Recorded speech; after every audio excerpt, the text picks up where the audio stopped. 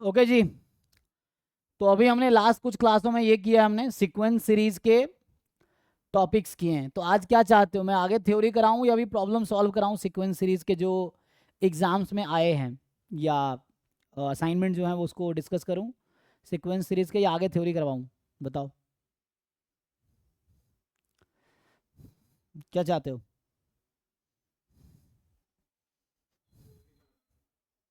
आगे थ्योरी करवा दें तो, है ना। बाकी प्रॉब्लम देखो बहुत सारे आपको ऑलरेडी पता है कि जो डीपीपीज हैं, मैथ स्टैट्स आगे एरिया एनालिसिस एंड कैलकुलस वाला, उसमें देखिए जो आपके सिलेबस से रिलेटेड चीज़ें हैं, उससे रिलेटेड वहाँ पे क्वेश्चंस हैं, उसको आप सॉल्व कीजिए। डाउट है, डाउट क्लास में पूछ सकते हैं, हम लोग प्रॉब्लम डिस्कशन क्लास रखेंगे अभी, आप चाहोगे तो। जैसे अभी भी हम अगले 2-3 क्लास तक अगर आप चाहो तो सीक्वेंस सीरीज के असाइनमेंट डिस्कस कर सकते हैं, बहुत सारे हैं जो आपके डाउट्स होंगे वो डिस्कस कर सकते हैं। नहीं तो मैं थ्योरी आगे कंटिन्यू करता हूँ। तो यहाँ से स्टार्ट होगा कैलकुलस, ठीक है ना। तो ये फंक्शन ऑफ वन रियल जो वेरिएबल है, ये बेसिक्स है, तो मैं थोड़ा बेसिक से स्टार्ट करता हूँ, है ना। तो ये जो वन रियल वेरिएबल है यहाँ तक, तो ये, है ना, इस बीच में कोई फुल स्टॉप नहीं होगा, है ना। यहाँ से एक कॉमा है, फिर आगे सीधा कॉमा लगाया इन्होंने, तो सेमी कॉलन है। तो ये एक टॉपिक है पूरा, मतलब ये है ना पूरा कनेक्टेड है कि आपको function of a real variable, मतलब function of one real variable, single variable calculus, one variable calculus. तो ये वन वेरिएबल कैलकुलस डिस्कस करना है। उसमें क्या डिस्कस करना है कि लिमिट क्या है ना, what is limit, continuity, monotone function, है ना, uniform continuity, differentiability, Rolle's theorem, mean value theorem, Taylor's theorem, L'Hopital rules, maxima minima, Riemann integration, और प्रॉपर्टीज देन इम्प्रॉपर इंटीग्रल्स। तो वन वेरिएबल कैलकुलस है, मुझे ये सारी चीज़ें डिस्कस करनी है, ठीक है। तो चलो बेसिक से हम फंक्शन पे ही आ जाते हैं, फिर हम आगे बढ़ेंगे। तो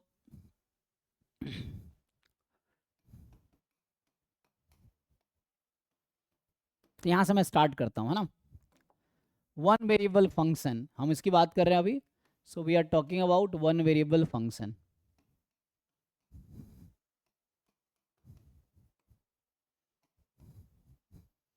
को बताइए तो फंक्शन की डेफिनेशन क्या है।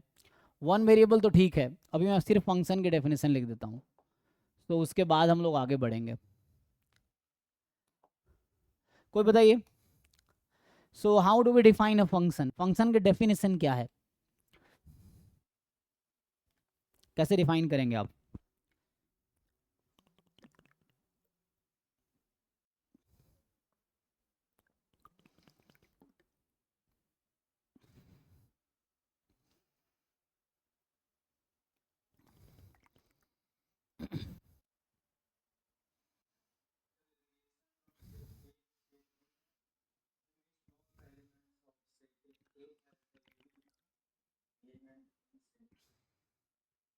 हम्म।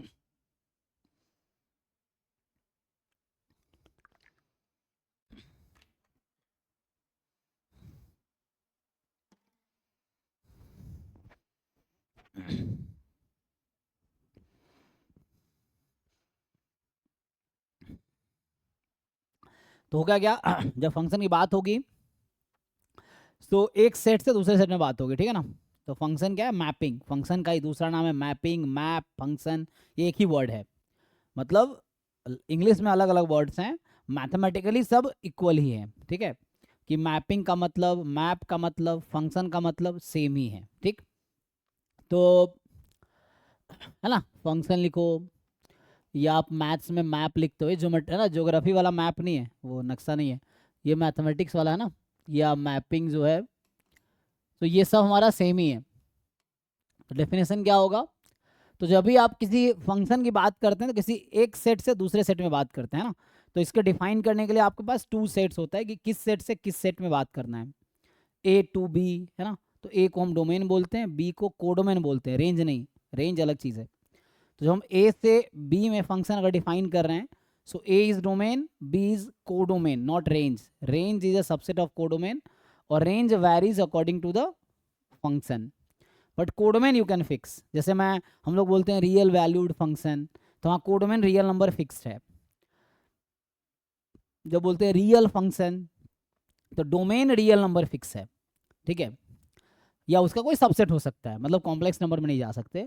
जब रियल फंक्शन बोलते हैं तो इसका मतलब है डोमेन रियल नंबर है या उसका कोई सबसेट हो सकता है। जब हम रियल वैल्यूड फंक्शन बोलेंगे तो रेंज कोडोमेन रियल नंबर है या रियल होगा। हाँ जी, कुछ भी हो सकता है जी। ठीक है ना, तो डेफिनेशंस ठीक से पता होना चाहिए, उसके हिसाब से यू कैन डिसाइड क्या होगा। तो सिंपली अगर फंक्शन की बात करें तो अगर मान लो मैं फंक्शन डिफाइन करता हूँ ए टू बी सिंपली, है ना, तो ए टू बी फंक्शन को डिफाइन करेंगे, जिसका मतलब क्या है कि फंक्शन जो है,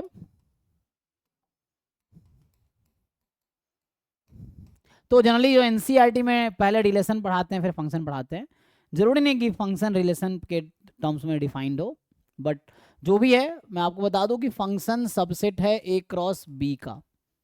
ठीक है, ये जो फंक्शन है ये सबसेट है ए क्रॉस बी का। अगर ए से बी में अगर आप फंक्शन डिफाइन कर रहे हैं, so function is a subset of A cross B. तो है ना, if you write function like, you may write function like this X comma Y such that, यहाँ पे कोई आपके पास रेस्ट्रिक्शंस होता है ना, तो you have some relation here, ये फंक्शन के रूल होते हैं, तो इस तरह से आप लिख पाएंगे। तो ठीक है ना, तो इसीलिए फंक्शन का जब आप ग्राफ बनाते हैं तो आप क्या लेते हैं, फंक्शन अगर आप में पॉइंट्स लोकेट करते हैं फिर आप ज्वाइन करते हैं उसके अकॉर्डिंग। सो ये आपका x रहता है और ये y रहता है। सो y क्या होता है ना, y is equal to F X, इस तरह से। सो यहाँ जो हमने लिख रखा है तो ये ऐसा रहता है। सो दिस इज y is equal to F X, ऐसा लिख रहे हैं हम लोग। तो f का मतलब ये है फंक्शन, और ऑब्वियसली ये सेट ऑफ ऑर्डर पेयर है, तो ये सबसेट होगा a क्रॉस b का। This is subset of a cross b, Cartesian product of a and b, ऐसा होगा। तो ये सिंपल क्या कहता है, function is a rule that assign each element of set A to a unique image in set B। तो यहां बस ये कहना चाह रहा है कि सेट ए के हर एलिमेंट के पास एक ही इमेज होगा। तो सेट ए में one element can not have two images, that's why unique word आया है। ये नहीं कह रहा है कि बी में डिफरेंट इमेजेस होंगे, अभी ये नहीं कह रहा है, बोल रहा है कि ए में वन एलिमेंट के पास ओनली वन इमेज होगा, दैट इसीलिए यूनिक वर्ड आया है। ठीक है ना, तो ये डेफिनेशन है।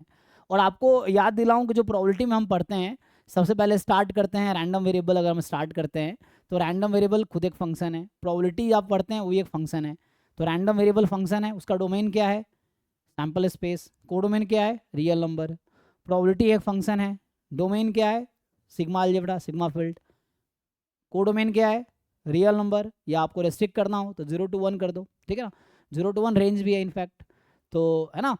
कोडोमेन को यू कैन रेस्ट्रिक्ट, कब तक रेस्ट्रिक्ट कर सकते हैं, रेंज तक, है ना। अदरवाइज आप codomain you can take as large as you want, कितना भी सुपर सेट ले सकते हैं रेंज का, उसमें कोई दिक्कत नहीं। जैसे मैं बोल रहा हूँ प्रोबेबिलिटी एक फंक्शन है, sigma field to real number, इसमें कोई गलती नहीं है। ठीक है ना, कोडोमेन रियल नंबर है, रेंज इसका 0 to 1 होगा। फिर ऐसे ही जैसे हम पढ़ते हैं आगे जाके पढ़ते हैं पीडीएफ, प्रोबेबिलिटी डेंसिटी फंक्शन, ये भी एक फंक्शन है। डोमेन क्या है पीडीएफ का, आर। कोडोमेन क्या है, आर। पीएमएफ क्या है, फंक्शन है, डोमेन क्या है, आर। कोडोमेन क्या है, आर। सीडीएफ एक फंक्शन है, डोमेन क्या है, आर। कोडोमेन क्या है, आर लिखो या 0-1 का इंटरवल लिख सकते हो।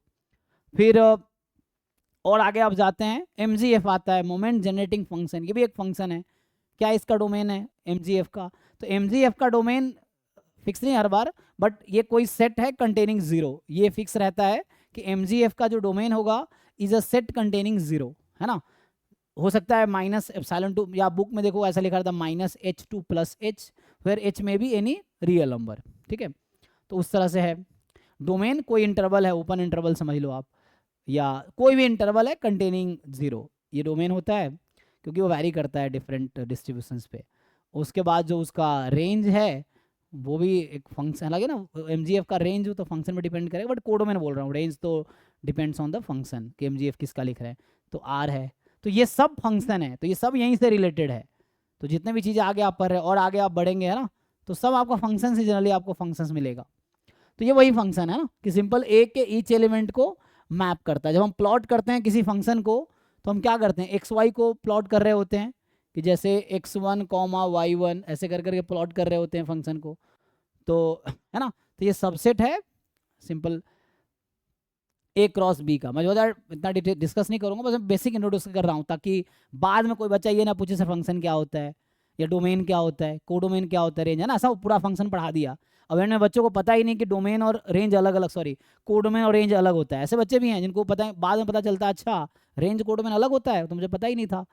तो ऐसे लोग भी हैं जो भूल चुके होंगे, तो इसलिए मैं बेसिक से स्टार्ट कर रहा हूँ सो दैट बाद में ऐसे सिचुएशन ना आए।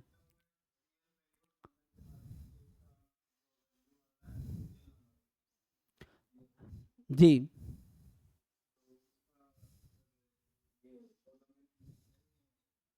नहीं, लेना चाहो ले लो कोडोमेन, मैं रेंज की बात कर रहा हूँ, कंसिडर कर लो, तुम्हें क्या दिक्कत है। बट ये है कि जो भी हम कंसिडर करेंगे उसका रेंज जो होगा वो आर या आर का सबसेट होगा। तो आप चाहो तो कुछ बड़ा सेट ले लो, क्या ही फर्क पड़ता है, उसका सबसेट होना चाहिए। रियल नंबर का सेट क्या है, सबसेट है कॉम्प्लेक्स नंबर के सेट का, तो आप कॉम्प्लेक्स नंबर ले लो, उसमें क्या फ़र्क पड़ता है। बट हम जनरली हम लोग क्या करते हैं, जो चीज़ इम्पॉसिबल है क्यों, जैसे प्रोबेबिलिटी में ही है, तो आप कोडोमेन को 0 to 1 ले लो तो भी कोई दिक्कत नहीं, उससे लार्ज लो तो भी कोई दिक्कत नहीं है, उससे कोई प्रॉब्लम थोड़ी है। और ये सब एग्जाम में थोड़ी पूछ रहा है कि आपसे कि डोमेन रेंज क्या ले सकते हैं, ये तो बच्चों वाला क्वेश्चन है, 9, 10, 11, 12 का क्वेश्चन है कि वहाँ हो सकता है नहीं हो सकता। अभी तो हमें उस पर बेस्ड आगे चीज़ें डिस्कस करनी है।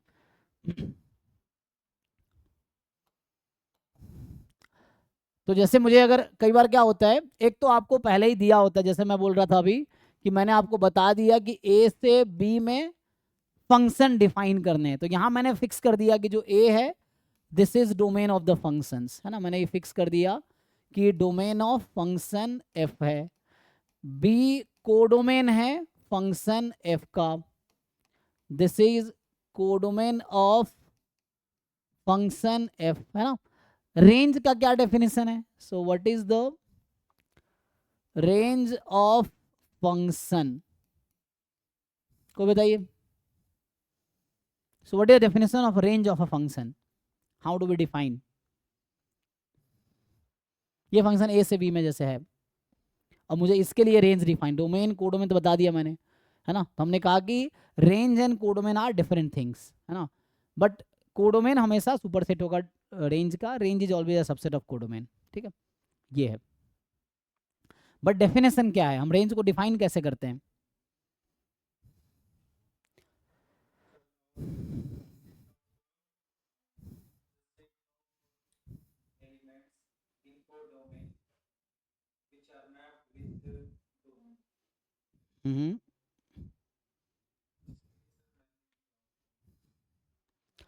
सो यहाँ पे क्या लिखेंगे, हाँ ठीक है, वैसे ही वैसे ही बोल सकते हैं। तो इसका नोटेशन जो है, जब हम लोग जैसे मैं उतना वर्ड में ना लिखूं तो ये हो जाएगा आपके पास एफ ऑफ ए, जो सेट ए जो डोमेन है, डोमेन का एलिमेंट्स, ए का एलिमेंट कहाँ कहाँ मैप हो रहा है ना, ए का एलिमेंट्स किस किस एलिमेंट्स में मैप हो रहा है उसका जो कलेक्शन है, तो set of images of elements of set ए, ये रेंज है। तो रेंज हम लिखते हैं तो एफ ए लिखते हैं। अब आप एफ एक्स देखा होगा आपने, एक्स की जगह मैंने सेट लिख दिया, तो इसका मतलब है ये this is a set of F X when X belongs to ए।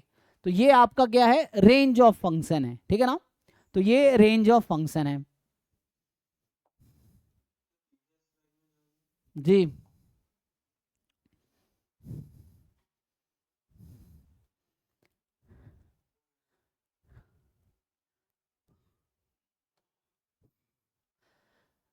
एक और केस होता है, अच्छा कई बार क्वेश्चंस में आपसे पूछ लेता है या कई बार आपको जरूरत पड़ेगी उस फंक्शन को डोमेन निकालने की। जैसे मैं आप बताऊं आपको डोमेन क्यों इंपॉर्टेंट है, तो यहाँ तो डोमेन गिवन है, कई बार डोमेन गिवन नहीं होता है, आपको डोमेन आपको दे रखा होता है y is equal to F X, सिर्फ इतना दिया होता है। अब आपको डिसाइड, क्योंकि देखो लिमिट हम जब भी निकालते हैं फंक्शन के डोमेन के पॉइंट पे निकालते हैं, जो भी point of maxima point of minima होगी वो डोमेन का ही पॉइंट होगा, ठीक है। सो डोमेन इसलिए ऐसा नहीं कोई ऐसा बाहर का पॉइंट लेके बताओ कि ये मैक्सिमा का पॉइंट है, तो ऐसा नहीं हो सकता। जो भी पॉइंट ऑफ मैक्सिमा है पॉइंट ऑफ मिनिमा है वो डोमेन का पॉइंट होना चाहिए, है ना। तो वो आपको देखना है। हम जब लिमिट निकालेंगे जनरली, तो लिमिट मतलब डोमेन के नेबरहुड के पॉइंट पे निकाल सकते हैं, या एटलीस्ट लिमिट में चलो वो पॉइंट भी ले सकते हैं कि हम x टेंस टू 1, बट वो टेंस टू 1 का मतलब है कि 1 का नेबरहुड तो उसमें होना चाहिए ना, तभी तो वैल्यू निकाल पाएंगे फंक्शन की। तो सो इस केस में जो डोमेन होगा, अगर मान लो सिर्फ आपको फंक्शंस दे रखा है, आपसे पूछता है डोमेन क्या है, तो इस केस में होगा set of all possible values of x, या मैं ऐसा लिख दूं, हाँ, या तो लैंग्वेज में लिखने के बजाय मैं सीधा सीधा ये लिख देता हूं कि set of x such that F X is defined.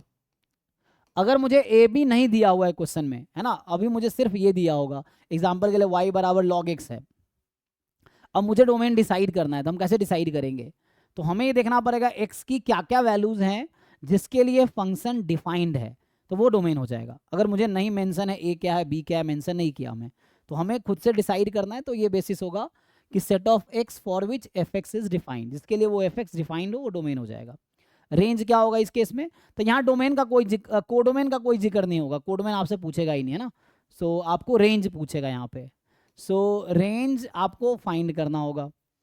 So range क्या होगा, सो जैसे रेंज होगा set of F X when X belongs to domain, तो पहले आपको डोमेन देखना पड़ेगा, उसके बाद रेंज आएगा कि एक्स अपने डोमेन में है तो एफ एक्स, ये वही चीज़ लिखा है जो यहाँ लिखा मैंने, ए डोमेन था यहाँ पे, तो set of all possible values of F X when x is in domain, तो ये सिंपल मतलब है डोमेन और रेंज का, ठीक है।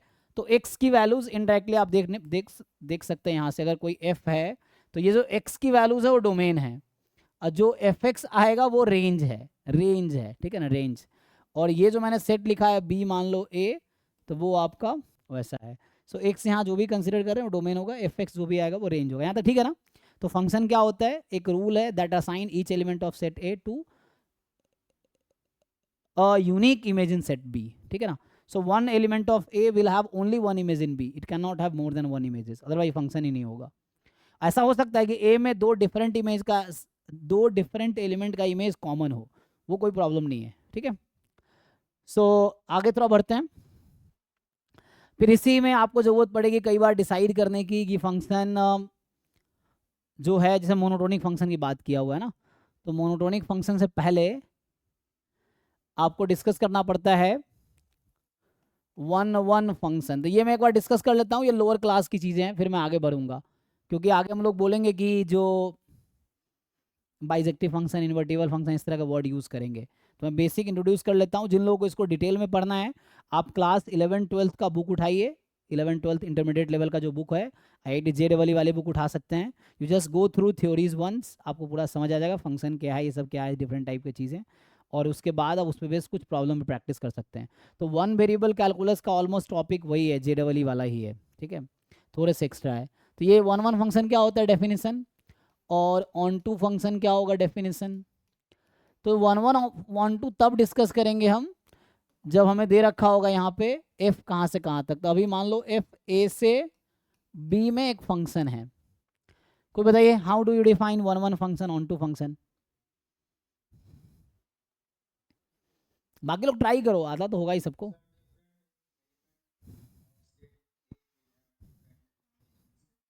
हाँ, है ना, तो एक ये भी डेफिनेशन है कि a में जो डिस्टिंक्ट इमेजेस हैं, डिफरेंट इमेजेस हैं, उसका इमेज b में डिफरेंट होगा, है ना। सो मैथमेटिकली अगर आप लिखोगे, so let x1 x2 belongs to a and x1 is different than x2, so this should guarantee that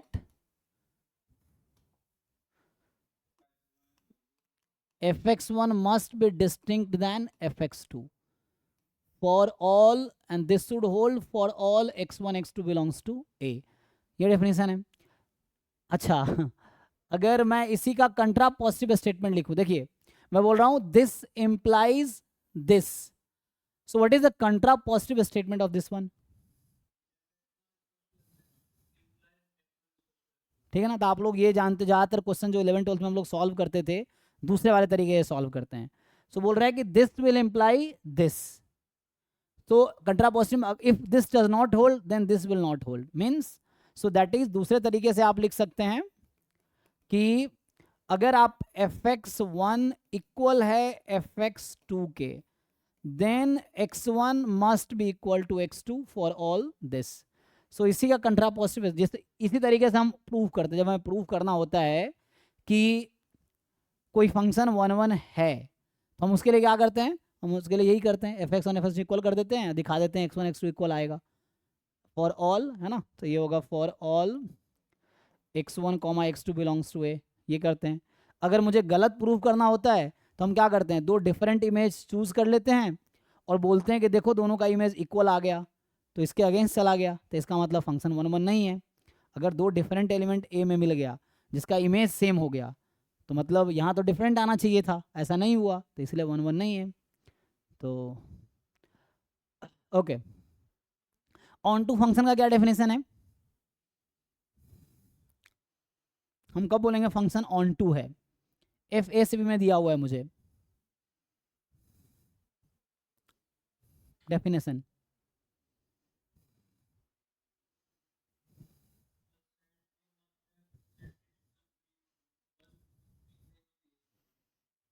set B, each element of set B,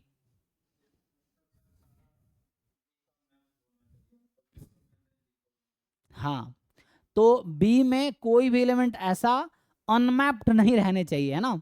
तो बी का हर एलिमेंट किसी न किसी एक एलिमेंट का इमेज है, तो इनडायरेक्टली जो रेंज हम ले रहे हैं वो कोडोमेन के साथ कोइंसाइड कर जाए, है ना। तो यहाँ पे क्या होगा कि जो रेंज है फंक्शन का, so range of F must be equal to codomain of F. So onto की बात तभी होती है जब कोडोमेन गिवन होता है, ठीक है ना। सो मतलब क्या हो गया मैथमेटिकली, दैट इज कि जो ए के इमेजेस होंगे वो एग्जैक्टली बी के इक्वल आ जाएंगे। मतलब फॉर एवरी, आप अगर बुक में देखेंगे तो ये भी डेफिनेशन लिखा जाता है कि दैट इज, बुक में लिखा था ना, for all y belongs to b there exist x belongs to a such that fx is equal to y। तो जो लोग आप में से अगर 11th-12th के बच्चों को पढ़ा रहे होंगे तो 11th-12th के एनसीईआरटी बुक में यही डेफिनेशन लिखा हुआ है ना। जो 12th क्लास का एनसीईआरटी की बुक है उसमें ये डेफिनेशन लिखा हुआ है। और जितने भी क्वेश्चंस एनसीईआरटी में सॉल्व करवाए हैं, जिस टीचर ने भी बुक बनाया है, उन्होंने जो इसी तरीके से सारे क्वेश्चन प्रूव किया है, वो ये तरीका यूज़ नहीं करते हैं एक्चुअली। वो लोग इस तरीके से प्रूव करते हैं ऑन टू, जो क्लास 12th के एनसीईआरटी की बुक है, चैप्टर 1 है क्लास 12th के एनसीईआरटी में, पहला चैप्टर ही है रिलेशन एंड फंक्शन। तो उसमें ही 1 1 ऑन टू, बाइजेक्टिव, इन्वर्टिबल, ये सब डिस्कस किया हुआ है। तो उसमें ये डेफिनेशन उन्होंने यूज़ किया हुआ है क्लास 12th में, कि वो y चूज़ कर लेता है b में, फिर दिखाता है कि x मिला मुझे जो a में बिलोंग कर रहा है, फिर दिखाता है कि fx बराबर y है ना। तो ये डेफिनेशन यूज़ करता है वो। तो ये 1 1 ऑन टू का मैं बहुत ज़्यादा डिटेल में नहीं लिख रहा हूँ क्योंकि ये सब चीज़ें आप ऑलरेडी जानते होंगे, तो मैं बहुत टाइम इस पर नहीं लगाना चाह रहा हूँ क्योंकि ये सब है ना 11th-12th वाली चीज़ें जो अभी लिख रहा हूँ। तो आप लोग जो एक्चुअली गेट में जो बच्चे हैं, या तो उन्होंने बीटेक किया या एमएससी किया है, तो एटलीस्ट आपका ये सब नॉलेज तो आपके लिए बहुत आसान होगा, इसलिए मैं बहुत ज़्यादा टाइम इस पर नहीं दे रहा हूँ। ठीक है, आगे बढ़ता हूँ। तो आगे आता है बाइजेक्टिव फंक्शन, है ना। सो बाइजेक्टिव फंक्शन में क्या है, डेफिनेशन क्या है बाइजेक्टिव फंक्शन का, how do you define bijective function, को डिफाइन कैसे करते हैं हम लोग।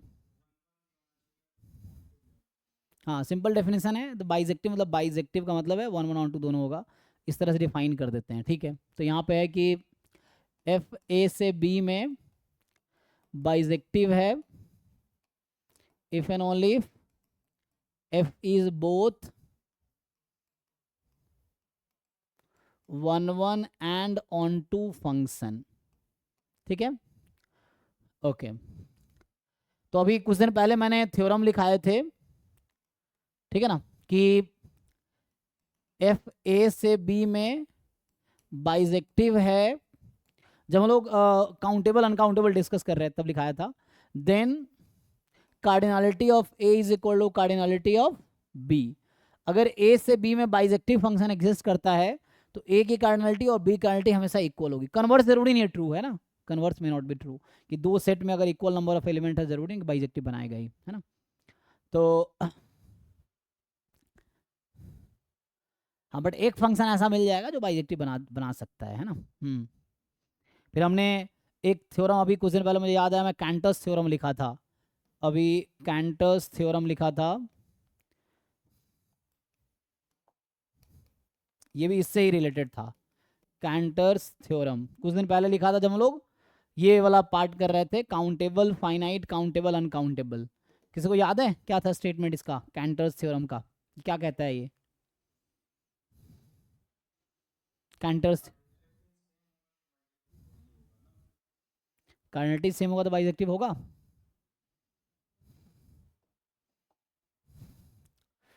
चलो ए एक फंक्शन है 1 2 3, बी एक फंक्शन है ए बी सी,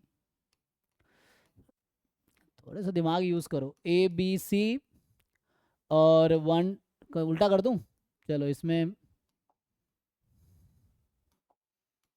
तो 1 2 3 और क्या लिखूं, ए बी सी, तो यहाँ से क्या है, मान लो 1 का ए, 2 का ए, 3 का ए, क्या ये बाइजेक्टिव है?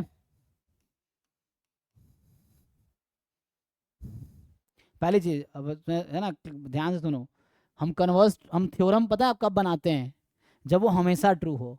अगर एक भी काउंटर एग्जाम्पल मिल जाता है तो वो गलत होता है। और जनरली आपके केस में क्या होता है, आपको लगता है एक एग्जाम्पल मिल गया तो स्टेटमेंट ट्रू हो गया, है ना, तो ये थोड़ी बच्चों वाली बातें हो गई। तो आपको देखना है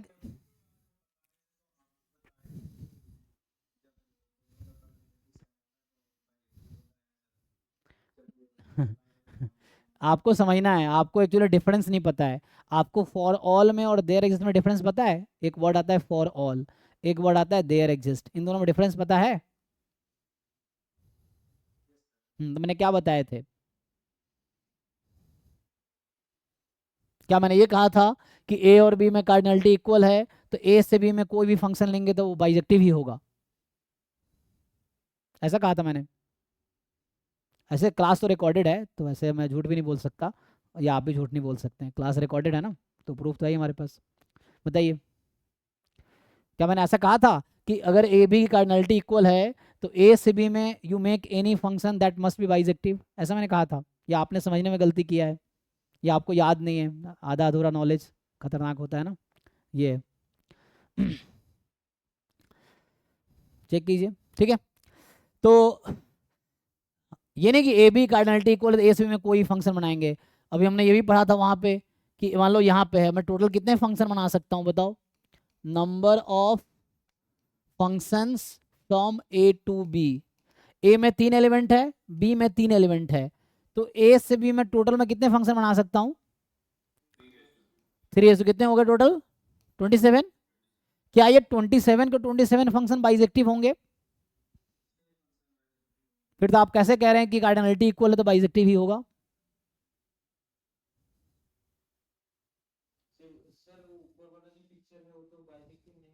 जी जी, बाइजेक्टिव नहीं है।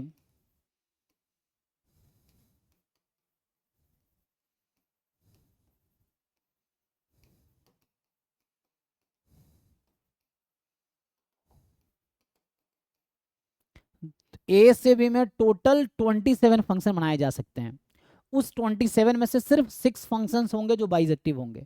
सो हाउ कैन वी से कि अगर दो सेट में अगर कार्डिनलिटी इक्वल है सब बाइजेक्टिव होगा, इसे नहीं बोल सकते ना। यहाँ पे ऐसा बोल सकते हैं हम लोग कि अगर ए और बी की कार्डिनलिटी इक्वल है so there exist a bijective map, एक फंक्शन जरूर मुझे मिल जाएगा जो बाइजेक्टिव होगा। अब यहाँ समझना, आपको मैं बोल रहा हूँ फॉर ऑल और देयर एग्जिस्ट में डिफरेंस है।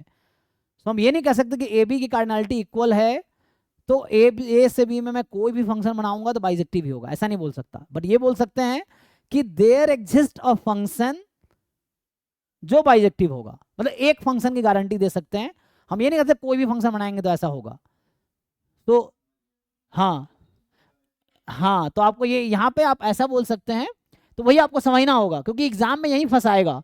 जैसे आप यही करें, इसी पे अगर कोई एग्जामिनर क्वेश्चन बनाएगा तो एक ऑप्शन यही बनाएगा कि ए बी कार्डिनलिटी इक्वल है, then any function from A to B bijective होगा, there exist a bijective function, there does not exist any bijective function, इस तरह 4 ऑप्शन बना देगा। और अगर आपके क्लैरिटी नहीं है आपके कॉन्सेप्ट में तो आपको लगेगा सब सही है, या आप डिसाइड ही नहीं कर पाएंगे क्या सही है, ये भी है वहाँ पे। तो उसके लिए क्लैरिटी जरूरी है कि फॉर ऑल है, देयर एग्जिस्ट है, फॉर सम है, क्या है। तो यहाँ पे अगर इसका कन्वर्स ट्रू तो नहीं है, बट हम लोग ये बोल सकते हैं कि अगर ए बी कार्डिनलिटी इक्वल है, so if cardinality of A is equal to cardinality of B, then there exist एक फंक्शन जरूर मुझे मिल जाएगा, एक जरूर मिलेगा जो बाइजेक्टिव होगा।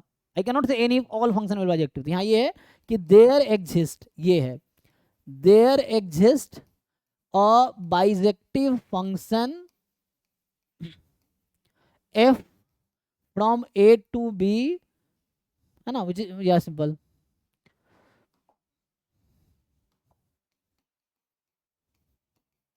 तो ये हम बोल सकते हैं कि हाँ एक तो मिलेगा आपको, 6 यहाँ पे मिल गया है ना, जैसे यहाँ पे हमारे पास 27 में से 6 मिल गए, हमें एक ही चाहिए था, एक मिल गया, तो इनफैक्ट देयर आर 6 फंक्शंस। तो 27 फंक्शन बनाएंगे, उसमें 6 ऐसे होगा जो बाइजेक्टिव होगा। तो ये चीज़ है, तो आपको ये समझना पड़ेगा, ठीक है। हम आते हैं कैंटस थ्योरम पे। कैंटस थ्योरम क्या कहता है, किसी को याद आया?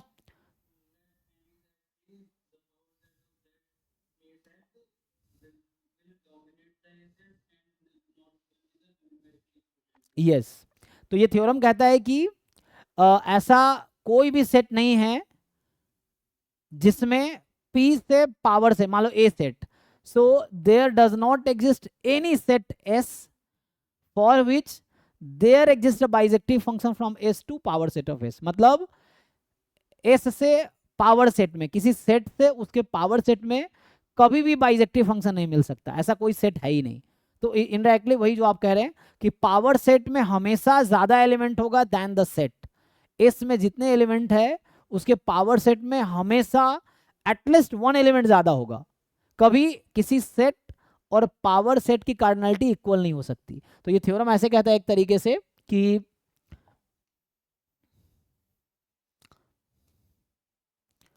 है ना, तो ये कहता है कि there is no bijective function, है ना, जैसे यहाँ बोला there exist a bijective function. अब यहाँ there does not exist any bijective function, so there is no bijective function from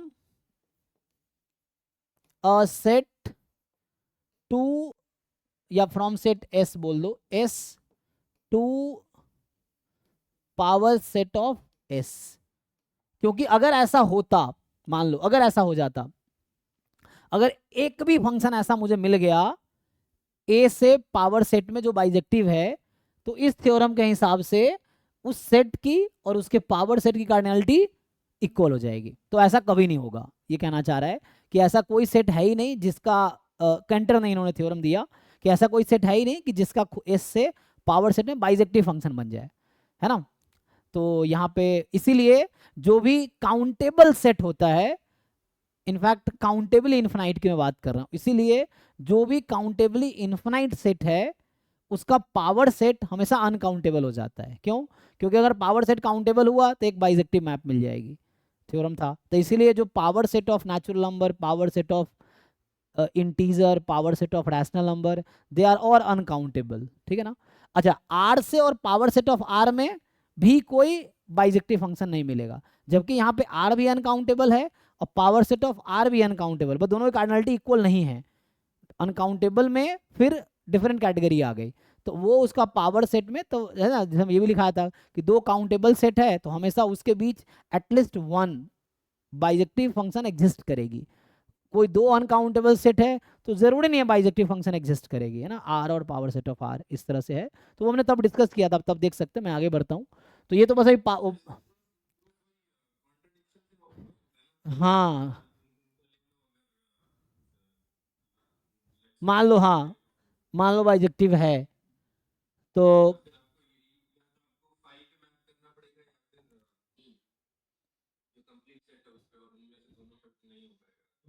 इस तरह से है।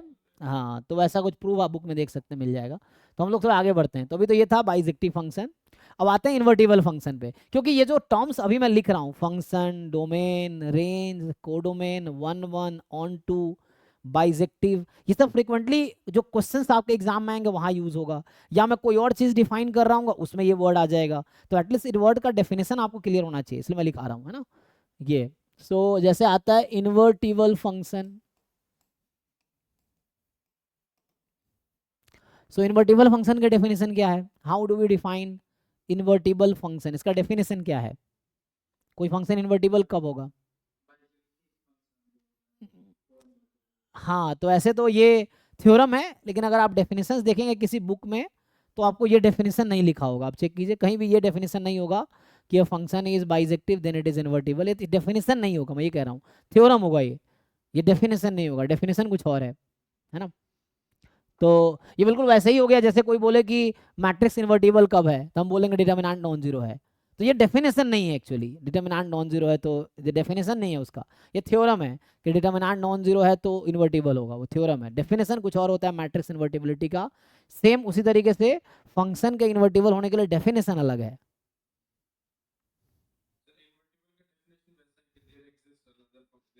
हाँ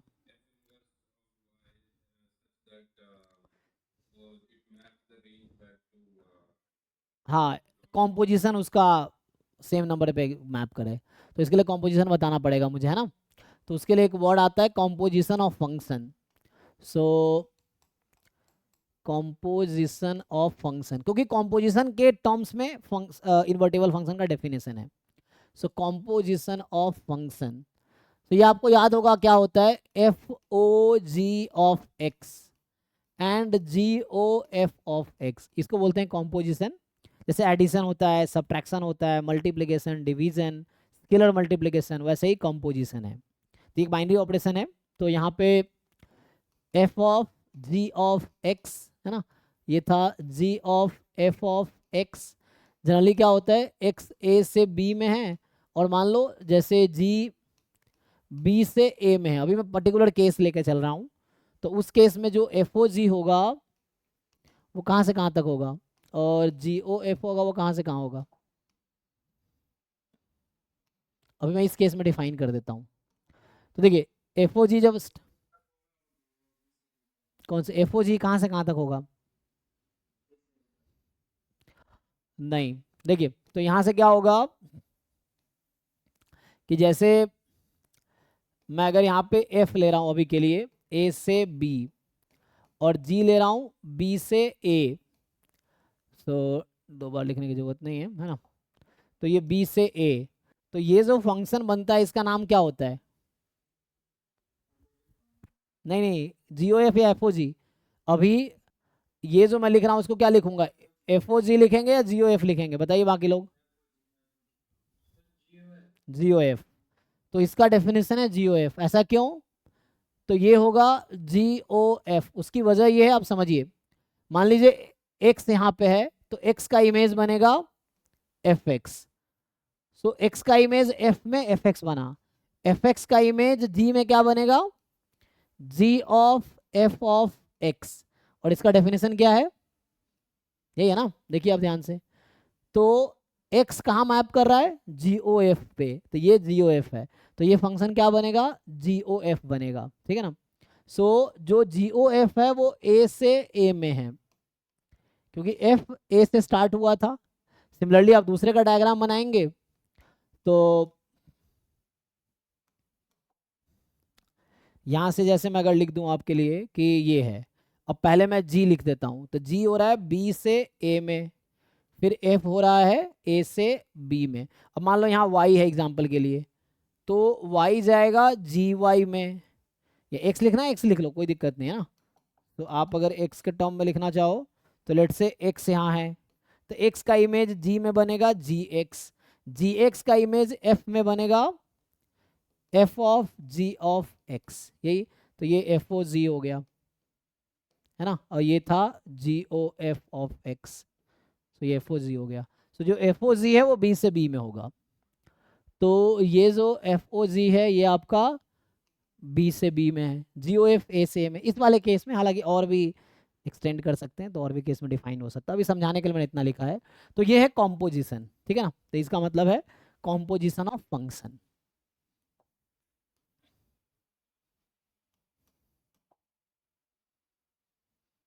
चलिए, तो है ना, तो ये जो फंक्शन बना है अभी, इसका नाम होगा ये जी ओ एफ, एफ बाद वाला पहले आता है, तो यहाँ एफ लिखा ना मैंने बाद वाला, तो ये होगा एफ ओ जी है ये, ठीक है, और वो जी ओ एफ था। लॉजिक आपको समझ आ रहा है ऐसा क्यों हो रहा है।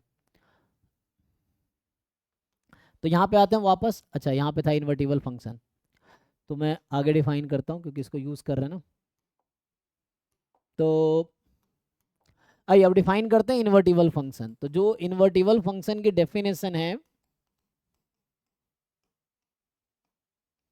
जो आपका इन्वर्टिबल फंक्शन है, नाम से क्या, इन्वर्टिबल फंक्शन, डिफरेंशिएबल फंक्शन है ना, इन्वर्टिबल मैट्रिक्स है ना। सो इन्वर्टिबल मतलब क्या, एबल टू इन्वर्ट है ना, जिसका इन्वर्स आप निकाल पाएंगे। तो क्या होगा, अ फंक्शन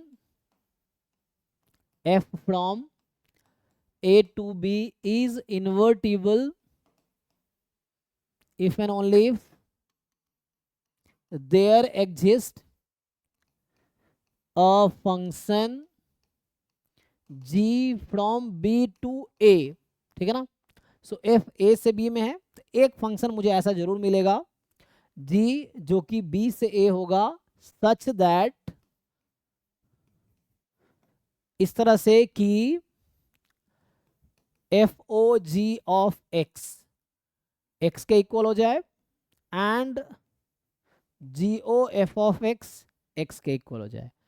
या आप बुक में देखेंगे तो ऐसा लिख रहा होगा, दैट इज, ये जो F O G of X ये आइडेंटिटी फंक्शन हो जाए कहाँ पे, जी एक्स, यहाँ जी का इमेज एक्स है ना, पहले जी ऑपरेट होगा, पहले जी का डोमेन क्या है, बी, तो ये आइडेंटिटी फंक्शन ओवर बी होगा। और दैट इज, ये जो जी ओ एफ है, तो पहले एक्स एफ पे अप्लाई होगा, पहले एक्स एफ पे अप्लाई होगा ना, डोमेन जो है, यही बोला हूँ। बी क्यों लिख रहा हूँ, क्योंकि एफ ओ जी का डोमेन बी है, एफ ओ जी का डोमेन बी है। ये होगा आइडेंटिटी फंक्शन ओवर ए। ए क्यों लिख रहा हूँ, क्योंकि जी ओ एफ का डोमेन ए है, यहाँ जी ओ एफ का डोमेन ए है, ठीक है, इसीलिए। तो बुक में आपको ये डेफिनेशन मिलेगा, आप चेक कर सकते हैं। तो ऐसा डेफिनेशन लिखा होगा कि a function is said to be invertible if and only if, ये बिल्कुल वैसे ही है जैसे a into B is identity matrix and b into A is identity matrix, then we say a is invertible matrix and b is inverse of a, वैसे ही है। तो वहाँ मल्टीप्लीकेशन ऑफ मैट्रिक्स होता है, यहाँ पे कॉम्पोजिशन ऑफ फंक्शन हो रहा है। कॉम्पोजिशन और मल्टीप्लीकेशन अलग अलग चीज़ है यहाँ पे, ठीक है ना। तो यहाँ फंक्शन का कॉम्पोजिशन के टर्म में डेफिनेशन है। और आगे ये भी होता है फर्दर, तो ये जो g हमने लिखा है वो f का इनवर्स है, और इनफैक्ट f जो है वो भी g का इनवर्स है। और इन दोनों को अगर आप ऑपरेट कर देंगे तो यहाँ से समझ आता है कि मैं अगर g के जगह f इनवर्स रख दूँ, तो f बराबर f इनवर्स का इनवर्स, तो डबल इनवर्स लेंगे तो f ही आ जाएगा, है ना, ये चीज़ है। और आगे कुछ प्रॉपर्टीज होती हैं जो कि उतना मैं डिस्कस, जैसे एफ ओ जी का होल इनवर्स कई बार जरूरत पड़ेगा निकालने का, तो ये होगा G inverse O F inverse, है ना। जैसे ए इंटू बी का इनवर्स होता है B inverse A inverse matrix में, वैसे ही तो इस तरह से आएगा, बाकी वैसे ही है।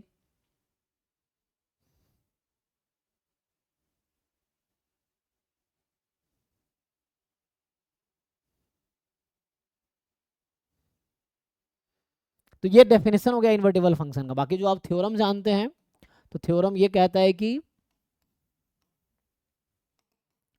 अ function F from A to B is invertible, है ना। तो क्वेश्चन जनरली हम लोग इससे सॉल्व करते हैं, अगर इन्वर्टिबल चेक करना है तो इससे, जो हम चेक करते हैं, तो यहाँ से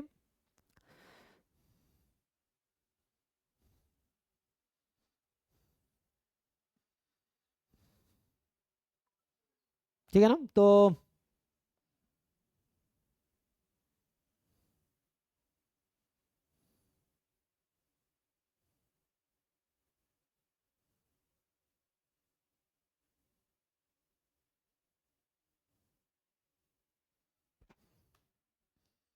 यहाँ से क्या आ जाएगा, a function F from A to B is invertible if and only if, जो एफ है A to B is bijective function, is bijective function. तो ये इन्वर्टिबल तभी होगा अगर ये बाइजेक्टिव होगा, इफ एंड ओनली बाइजेक्टिव होगा। और उस केस में तो ऑल्सो अब क्या होता है, अगर y is equal to F X है, तो आप लिखते हैं कि जो x की वैल्यू आएगी वो एफ इनवर्स y होगी, ठीक है। तो ये एफ इनवर्स y हो जाएगी। So y is F X then x is F inverse y। Okay, तो यहाँ से आप बोलते हैं ना फंक्शन का इनवर्स निकालो। एग्जांपल के लिए जैसे आपको मैं एक क्वेश्चन दे दूं कि फाइंड, या जो सिंपली लिख देता हूँ कि द इनवर्स ऑफ फंक्शन, मान लो एफ आर से आर में है और F X is equal to 2x - 3 है, तो आपको बताएगा इसका इनवर्स क्या है, बताइए। जैसे ऑप्शन ए, तो आपको बताना है कि एफ इनवर्स एक्स किसके इक्वल होगा। मान लो हो जाएगा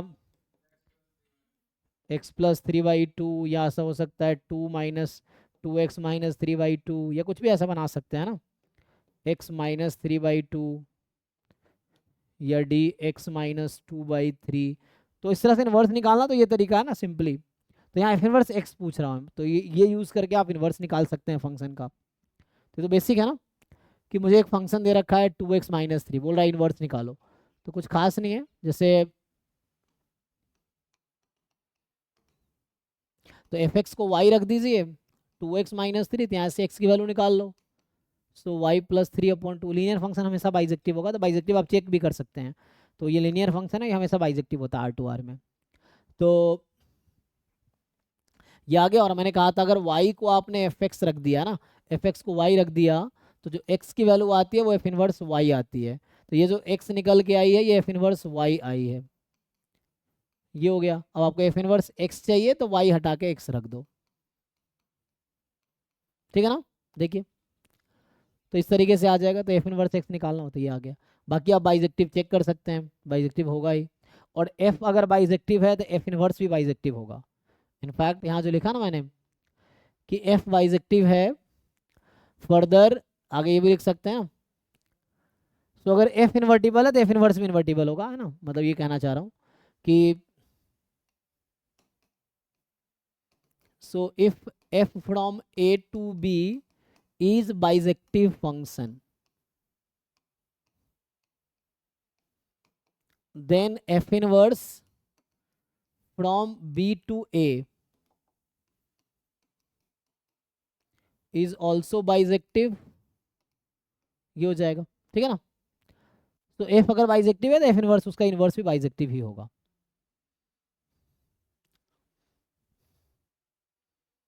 ओके जी। तो बाइजेक्टिव के बाद क्या आता है, तो ये मैंने बेसिक टर्मिनोलॉजी डिस्कस किया है, ठीक है ना, कि फंक्शंस में क्या है। हाँ ठीक है, देख लो।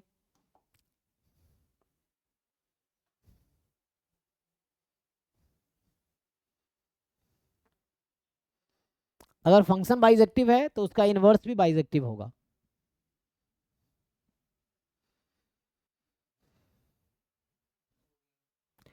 जैसे कुछ क्वेश्चन, एक दो क्वेश्चंस देख लो, जैसे एग्जाम में आए हैं क्वेश्चन, एग्जाम गेट में इस तरह क्वेश्चंस आए हैं। मैं आपको एक दो क्वेश्चंस दिखाता हूँ जो एग्जाम में ही आया है। बाकी प्रैक्टिस के लिए बहुत सारे क्वेश्चन होंगे। हाँ इसमें अगर जाएंगे, इसमें इसमें मिलेगा आपको, लेकिन मैं अभी उसको खोलता हूँ।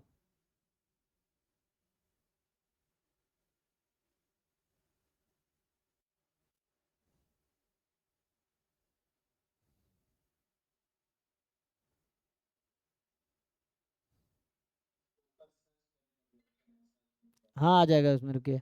तो हम लोग ये कर लेते हैं ना, आ तो जाएगा ऐसे सर्च से भी।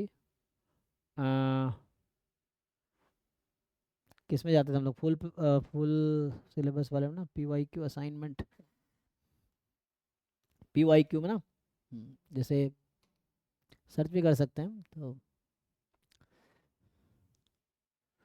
ये फोल्डर सर्च करेगा,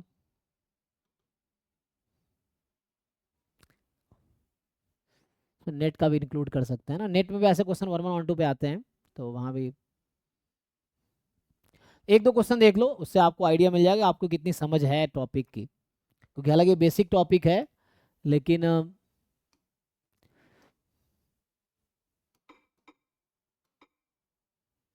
या ऑन टू से सर्च करता हूँ ना।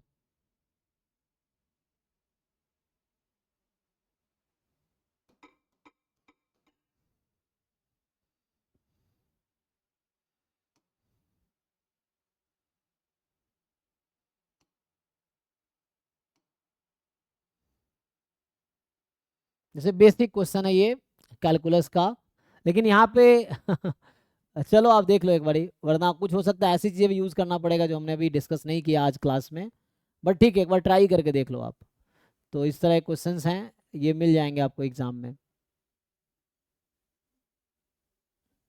बताइए, तो आपके अकॉर्डिंग क्या होना चाहिए इसका आंसर?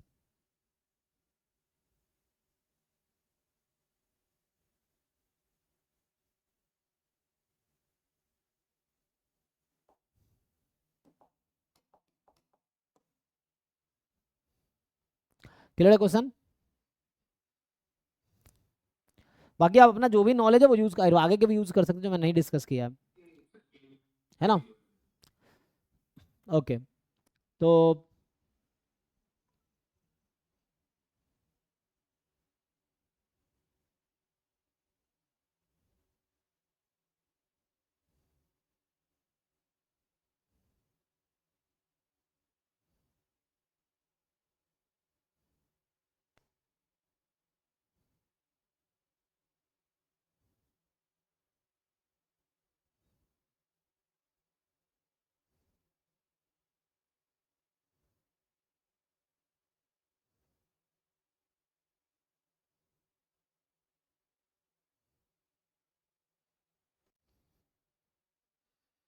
ठीक है ना, तो ये आसान है। नहीं नहीं, चार ऑप्शन में ABCD बताइए।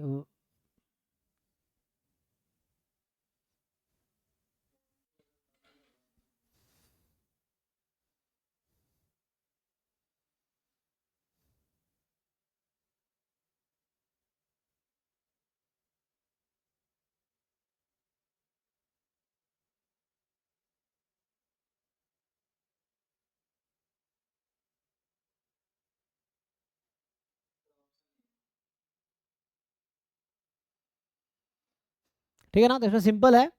बाकी लोग देख लो, ये आंसर है ना, अभी जिन लोगों ने बताया सबने ये नहीं बताया, तो यही करेक्ट होगा। तो ये एक तो ऑड डिग्री का पॉलिनोमियल है ना। तो यहाँ देखिए आपको दे रखा है डोमेन आर है, कोडोमेन आर है, ये बता रखा है ना। यहाँ भी x बिलोंग्स टू आर लिखा हुआ है, तो इसका मतलब ये कहना चाह रहा है कि डोमेन फंक्शन का जो है वो आर है, और कोडोमेन भी वहाँ लिखा हुआ है आर है इसका, कोडोमेन भी इसका आर है। ऐसे बहुत सारे तरीके हैं सॉल्व करने के। एक तरीका ये है कि ऑड डिग्री पॉलिनोमियल है ना, तो अगर एफ डैश एक्स अगर हम कैलकुलेट करें तो क्या आ जाएगा? तो यहाँ से आ जाएगा 7 x⁻6 प्लस 15 x² प्लस 11, और ये हमेशा पॉजिटिव होगा for all x belongs to R, right. इससे क्या फायदा हुआ? अब यहाँ चूंकि आगे मैंने अभी तो डिस्कस नहीं किया increasing decreasing, but F dash X strictly more than zero, इसका मतलब F dash X strictly increasing function है एक्चुअली। तो स्ट्रिक्टली इंक्रीजिंग फंक्शन है, तो क्या होता है स्ट्रिक्टली इंक्रीजिंग फंक्शन कि एक्स की वैल्यू अगर मैं थोड़ा सा इंक्रीज करूंगा तो फंक्शन की वैल्यू इंक्रीज कर जाएगी। तो यहाँ पे सिंपल है, ठीक है भाई। तो जैसे मैं बोलूँ कि अगर x1 लेस देन x2 है, तो ये गारंटी देगा fx1 लेस देन fx2 की। स्ट्रिक्टली इंक्रीजिंग का ये जो स्ट्रिक्टली इंक्रीजिंग का डेफिनेशन है, तो इसी को दूसरे तरीके से मैं लिखूंगा, तो अगर x1 डिफरेंट है x2 से, तो गारंटी है कि fx1 डिफरेंट होगी fx2 से। सही है। या जिन लोगों को थ्योरम याद है कि भैया मोनोटोनिक फंक्शन हमेशा 1 1 होता है, strictly increasing function is 1 1 function, strictly decreasing function is 1 1 function, तो उससे काम हो जाएगा। तो यहाँ से क्या आएगा, है ना। तो यहाँ से क्या, जैसे ये तो स्ट्रिक्टली इंक्रीजिंग फंक्शन है, ऑड फंक्शन हो गया ना, तो ये कहीं ना कहीं इस टाइप का फंक्शन होगा। अच्छा, जीरो पे क्या है वैल्यू इसकी? जीरो पे तो 15 थी, तो ये इस टाइप का कुछ फंक्शन होगा, रफली मैं बना रहा हूँ, इस टाइप का ही फंक्शन होगा ये, ठीक है। तो ये ग्राफ है एक्चुअली इस फंक्शन का, समझ लो। अच्छा, ऑन टू ऐसे स्टोरी बताएंगे।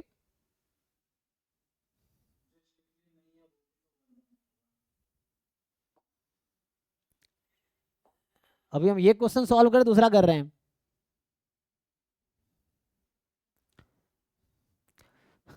एक तो दिमाग में आपको पता नहीं क्या भरा हुआ है। हमने ऐसा कहाँ कहा कि स्ट्रिक्टली नहीं है तो नहीं होगा? हमने ये कहा कि फंक्शन स्ट्रिक्टली इंक्रीजिंग है तो मोनोटोनिक है, मतलब 1 1 है, तो इसका ये मतलब होता है कि नहीं है तो नहीं होगा। थोड़ा मैथमेटिकल लॉजिक डेवलप करो ना, यही तो दिक्कत है आपका। ठीक है, तो फंक्शन अगर मोनोटोनिक मतलब स्ट्रिक्टली इंक्रीजिंग है तो वो वन वन तो होगा, उसकी गारंटी है, तो वो हमने यहाँ पे यूज किया, वो थ्योरम है कि one one strictly increasing function is one one function. तो दूसरी चीज क्या है, ऑड डिग्री का पॉलिनोमियल है। लीडिंग टर्म जो है ना वो डिसाइड करेगा कि ये जो लीडिंग टर्म है ये डिसाइड करेगा रेंज क्या होगी। तो अगर x रियल नंबर है ना, अगर आपका x बिलोंग्स टू r है तो ये x की पावर 7 तो ऑड पावर है ना, तो ये भी एक थ्योरम फिर से कह सकते हो कि ऑड डिग्री पॉलिनोमियल जो है ना, यहाँ से भी आपको दिख रहा होगा कि माइनस इन्फिनिटी से प्लस इन्फिनिटी तक जाएगी, है ना। x अगर आप माइनस इन्फिनिटी प्लस इन्फिनिटी लोगे तो y की वैल्यू इन्फिनिटी तक जाएगी। तो इसका कहने का मतलब, इसका अगर आप रेंज निकालोगे, सो रेंज जो होगा इस फंक्शन का वो r होगा, ठीक है। Range of this function is r, ठीक है। तो कोडोमेन r था, रेंज भी r है, तो ऑन टू हो गया। अब रेंज कैसे r हुआ, हमने कैसे डिसाइड किया रेंज r है, तो मैं ये कह रहा हूँ कि function will map to every real number. x अगर आप रियल नंबर्स में लेंगे तो fx आपके रियल नंबर में कुछ भी आ सकता है। So if x will map to real number, fx will map to real number. तो मतलब x अगर रियल नंबर बिलोंग करे तो fx भी कोई भी रियल नंबर आ सकता है। तो रेंज कोडोमेन इक्वल है तो ऑन टू है। और यहाँ पे या ग्राफ जिनको बना लिया जाए उस वजह से दिख गया आपको कि रेंज इसका पूरा रियल नंबर है, और ना तो कंटिन्यूअस और स्ट्रिक्टली इंक्रीजिंग फंक्शन है तो वन वन है। और डिग्री पॉलिनोमियल है तो ये ऑन टू होगी क्योंकि इसका रेंज आर होगा, तो ये वन वन ऑन टू है। और भी तरीके हो सकते हैं, तो अभी चूंकि मैं डिस्कस कर रहा हूँ वन वन ऑन टू क्या है, बाकी इसमें कुछ ऐसा कोई वर्ड नहीं जो आपने लोअर क्लास में नहीं पढ़े होंगे, है ना। तो अब तक आपने डिस्कस किया ही होगा वन वन क्या, ऑन टू क्या है, ये सब इंक्रीजिंग डिक्रीजिंग क्या है। सो ये हमने सिंपली यहाँ से स्ट्रिक्टली इंक्रीजिंग है इसीलिए वन वन है, ठीक। और ये वाला फंक्शन स्ट्रिक्टली इंक्रीजिंग है, then every strictly increasing function continuous and strictly increasing function are one one function, ठीक है। सो ये इनफैक्ट स्ट्रिक्टली इंक्रीजिंग है तो डोमेन पे। और यहाँ और डिग्री पॉलिनोमियल है, तो और डिग्री पॉलिनोमियल का कोई भी पॉलिनोमियल होगी तो हमेशा ऑन टू होगी, ये भी थ्योरम है ना, कि और डिग्री पॉलिनोमियल अगर है एफ एक्स बराबर तो आर टू आर है तो ये हमेशा ऑन टू होगी। और वैसे डिसाइड करना हो तो रेंज आप निकालो, रेंज रियल नंबर आ जाएगा, ठीक है। तो ये इस तरह के क्वेश्चन हैं, बस मैं देख रहा हूँ कि आप लोग को सॉल्व कर पाओगे कि नहीं, ये है बाकी तो।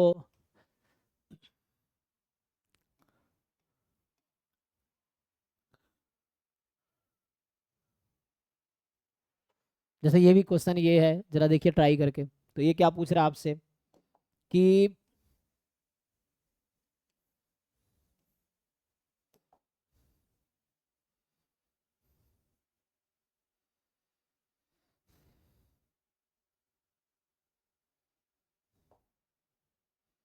बताइए, इसको सोच के बताइए आप लोग, इसका क्या आंसर होना चाहिए।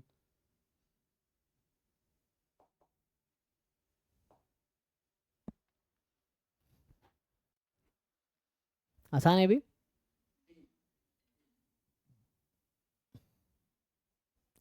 तो हमने भी दो अप्रोच डिस्कस किए थे, उसके हिसाब से कह सकते हैं आप, हाँ, देखिए इनका डी है, बाकी लोग बताइए क्या डी सही है। तो ठीक है ना। तो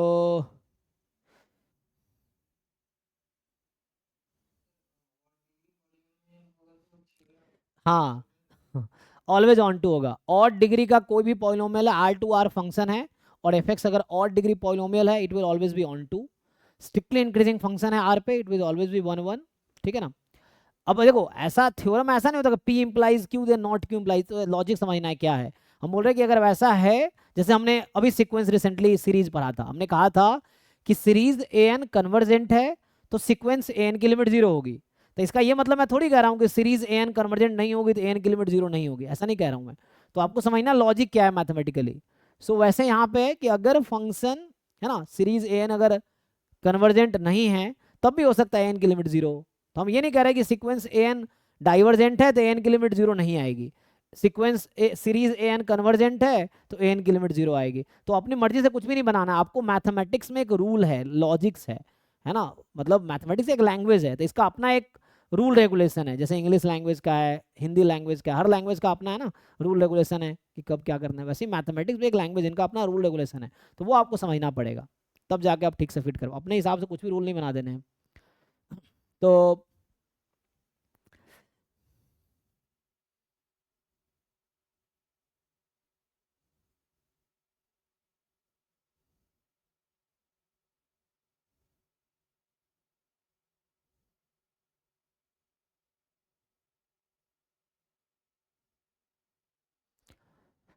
ओके है ना। तो आप सिंपली देख पा रहे होंगे इजीली, यहां से आपको समझ आ रहा होगा कि F1 is equal to F2। अभी हमने कैसे डिफाइन किया था कि if you choose x1 is different then x2 then fx1 must be different then fx2, then we can say it is 1 1। तो यहाँ 1 डिफरेंट है 2 से, but they are not different, इसका मतलब f इज नॉट 1 1, है ना। डेफिनेशन है ना, x1 different then x2 implies fx1 different then fx2, लेकिन ये तो डेफिनेशन के अकॉर्डिंग नहीं है, तो मतलब 1 1 नहीं है। और ऑन टू में क्या है, ये ऑड डिग्री पॉलिनोमियल है, तो हम जो दो थ्योरम मैंने लिखा था वो लिख देता हूँ ना। सो ये ऑड डिग्री पॉलिनोमियल है, तो ऑड डिग्री पॉलिनोमियल हमेशा ऑन टू बनाएगी, बिकॉज इसका वजह ये है कि ऑड डिग्री पॉलिनोमियल में वो पूरे नेगेटिव रियल नंबर को नेगेटिव में मैप करेगा, पॉजिटिव को पॉजिटिव पे, तो इसका रेंज पूरा रियल नंबर हो जाता है। ये लॉजिक है कि ऑड डिग्री पॉलिनोमियल का जो रेंज होता है वो रियल नंबर होता है, कोडोमेन भी रियल नंबर, इसलिए ऑन टू है। तो जो मैं अभी दो थ्योरम यूज किया हूँ, एक तो if f is strictly increasing function, then क्या होगा, इट इज, है ना। इवन स्ट्रिक्टली डिक्रीजिंग के लिए भी थ्योरम वैलिड है। हम बोले अगर स्ट्रिक्टली इंक्रीजिंग है तो गारंटी है कि वो 1 1 होगा, है ना। सो f is 1 1 function, even strictly decreasing है तब भी ओके है। दूसरा थ्योरम जो हमने लिखा है कि if fx is odd degree polynomial, odd degree polynomial, fx कोई और डिग्री पॉलिनोमियल है डिफाइंड ऑन r, ठीक है ना। तो r पे है defined from r to r, then f जो होगा वो ऑन टू फंक्शन होगा। उसकी वजह यह है कि रेंज उसका रियल नंबर हो जाएगा। सो ये हमने यूज किया पहले क्वेश्चन में, ये दो कॉन्सेप्ट यूज किए, थ्योरम है तो इसको डायरेक्टली आप यूज कर सकते हैं। तो और डिग्री पॉलिनोमियल, ये भी थर्ड डिग्री पॉलिनोमियल है, तो ये ऑन टू तो होगी, ठीक है ना, क्योंकि ये पूरा रियल नंबर मैप करेगी। और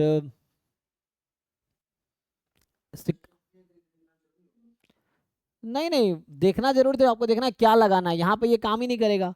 अब यहाँ स्ट्रिक्टली इंक्रीजिंग नहीं है, तो जल्दीबाजी नहीं करना है कि नहीं स्ट्रिक्टली इंक्रीजिंग तो है ही नहीं, तो 1 1 नहीं है, ऐसा कहता भी नहीं है ये। वही तो समझना है क्या क्या मतलब है। इसने कहा स्ट्रिक्टली इंक्रीजिंग है तो इसकी गारंटी है, नहीं है तो कुछ नहीं कह सकते हम, तो हमें फर्दर दूसरा तरीका ढूंढना पड़ेगा। तो डेफिनेशन से हो गया। जैसे अभी आप निखिल पूछ रहे थे ना शुरू में कैसे पता चलता है क्या करना है, तो ये हमने डेफिनेशन से किया, पिछला क्वेश्चन हमने थ्योरम से किया है। तो ये डिपेंड करता है कि क्वेश्चन पढ़ के आपके दिमाग में क्या आता है ना। यहाँ पे डेफिनेशन से किया जा सकता है, but it will take time.